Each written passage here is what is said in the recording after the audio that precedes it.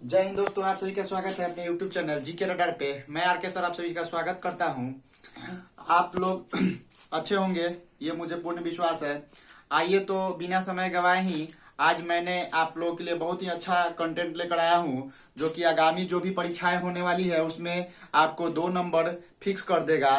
जो कि आगे जो आगामी परीक्षाएं होने वाली है, बिहार फायरमैन पुलिस और मद्य निषेध पुलिस, और आगामी जो बिहार पुलिस की वैकेंसी जो आने वाली है 9,000, या आपको ग्रुप डी का या एनटीपीसी का एग्जाम होने वाला है, या आगे जो बिहार दरोगा मेंस का एग्जाम होने वाला है, या एनटीपीसी का एग्जाम होने वाला है, तो इन सभी आगामी एग्जामों में ये आपके लिए महत्वपूर्ण टॉपिक साबित होगा और इससे आपको डायरेक्टली एग्जाम में क्वेश्चन देखने को मिलेगा। तो बिना समय गंवाए आइए इसको शुरू करते हैं और इसे देखते हैं कि कैसे एग्जाम में हमारे क्वेश्चन पूछे जाते हैं। तो शुरू करने से पहले हम आज के लिए आप लोगों के लिए एक मोटिवेशन लेकर आए हैं, तो इसको थोड़ा सा गौर करते हैं। आज का मोटिवेशन है कि पिता के दौलत पे घमंड करने में क्या खुददारी है। पिता के दौलत पर घमंड करने में क्या खुददारी है। मजा तो तब है जब दौलत अपनी हो और घमंड पिता करे।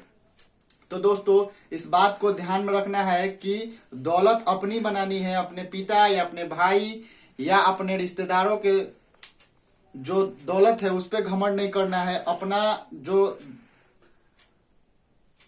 दौलत है उसको खुद बनाना है और फिर उस पर अपना राज करना है। तो उसके लिए हम लोग को जीतोड़ मेहनत करना होगा और सफलता तभी मिलेगी जब लगातार हम लोग मेहनत करते रहेंगे और पढ़ाई करते रहेंगे, तभी जाकर हम लोग को सफलता मिलेगी। तो आइए, आज का जो कंटेंट है वो बहुत ही बेहतरीन है और बहुत ही शानदार है, तो उसको देखते हैं।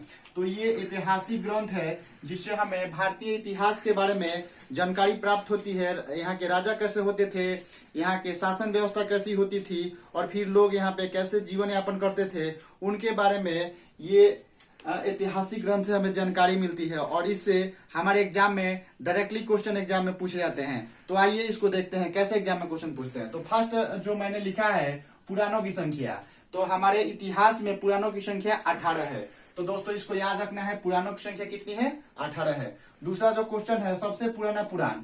सबसे पुराना जो पुराण है मत्स्य पुराण है। कौन सा पुराण है? मत्स्य पुराण। सबसे पुराना जो पुराण है कौन सा पुराण है दोस्तों? मत्स्य पुराण। आगे का जो है क्वेश्चन वो है वेदों की संख्या। तो आप लोग भली बातें वेद से परिचित है, और जिन दोस्तों ने वेद टॉपिक नहीं देखा है वो मेरे प्लेट लिस्ट में जाकर मेरा जो वीडियो है वेद का, उसे आप लोग देख सकते हैं। तो वेदों की संख्या कितनी होती है? 4 होती है। कितनी होती है? 4 होती है। आपको ऋग्वेद, यजुर्वेद, सामवेद और अथर्ववेद। आगे जो है वेदांगों की संख्या, ये वेदांगों की संख्या 6 होती है। वेदों को भली भांति समझने के लिए हमारे ऋषि मुनियों ने वेदांगों की रचना की। ये आपको 6 होता है। शिक्षा, निरुक्त, कल्प, ज्योतिष, व्याकरण, ये सब जो होती है ये आपको वेदांगों की संख्या कुल मिलाकर 6 होती है। तो इसे डायरेक्टली आपको एग्जाम में पूछता है कि वेदांगों की संख्या कितनी होती है? 6 होती है। आगे है उपनिषद की संख्या। उपनिषद की संख्या 106 होती है। उपनिषद की संख्या 108 होती है। उपनिषद की संख्या कितनी होती है? 108 होती है। और इन्हीं 108 उपनिषदों से हमारे एग्जाम में डायरेक्टली क्वेश्चन पूछा जाता है, जिसमें से 3 जो है आपको महत्वपूर्ण है, जो कि हमेशा एग्जाम में क्वेश्चन पूछा जाता है। जैसे कि जापलो उपनिषद।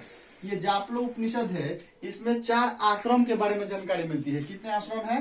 4 आश्रम के बारे में जानकारी मिलती है। 4 आश्रम के बारे में जानकारी मिलती है।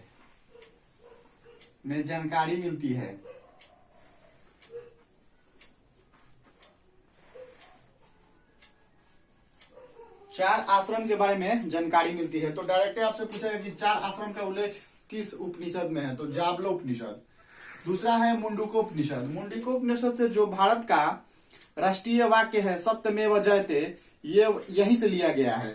तो ये आपको पूछता है कि सत्यमेव जयते कहां से लिया गया है? सत्यमेव जयते ये कहां से लिया गया है? तो ये आपको मुंडिको उपनिषद से लिया गया है। तीसरा जो उपनिषद है कठोपनिषद। इसमें जो है यम और नचिकेता के बारे में जो संवाद है उसका वर्णन किया गया है। तो इसको याद रखना है, यम और नचिकेता। यम और नचिकेता के बीच में जो संवाद हुआ है इसका वर्णन है।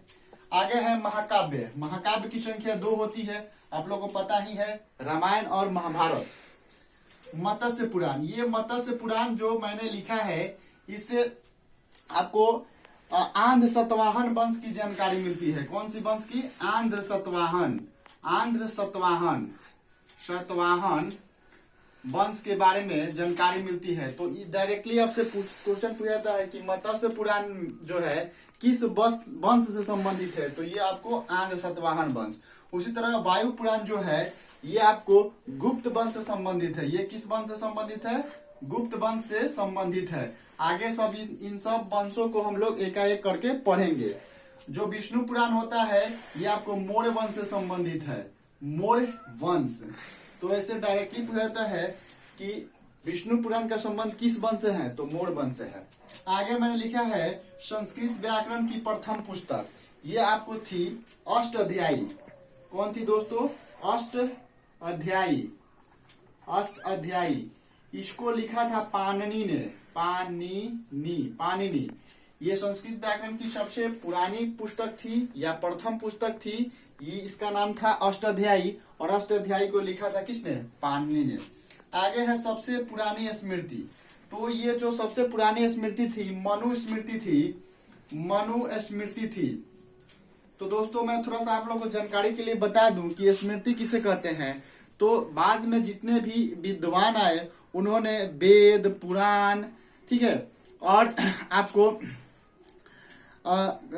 व्याकरण, ये आपको वेदांग, उपनिषद, ये सभी को मिलाकर एक रचना किया। इसको उन्होंने स्मृति नाम दिया। और इस स्मृतियों में जो सबसे पुराना स्मृति था वो आपको मनुस्मृति था। ठीक है दोस्तों, तो डायरेक्ट आपको पूछेगा कि सबसे पुरानी स्मृति कौन था, तो मनुस्मृति। आगे जो है एक नारद स्मृति है, इससे आपको गुप्त वंश के बारे में जानकारी मिलती है। तो इसको भी याद रखना है, नारद स्मृति, गुप्त वंश। आगे मैंने लिखा है जातक। ये भी एक पुस्तक है जो कि बौद्ध धर्म से संबंधित है। किस धर्म से संबंधित है? बौद्ध धर्म से संबंधित है। आगे मैं बताऊंगा आप लोगों को कि बौद्ध धर्म से कौन कौन से क्वेश्चन आते हैं और बौद्ध धर्म में क्या क्या पढ़ना है। आगे जो है आगम, ये आपको जैन धर्म से संबंधित है। जैन धर्म, तो इससे डायरेक्टली क्वेश्चन पूछा जाता है कि बौद्ध धर्म का संबंध, जातक का संबंध किस धर्म से है, तो बौद्ध धर्म से।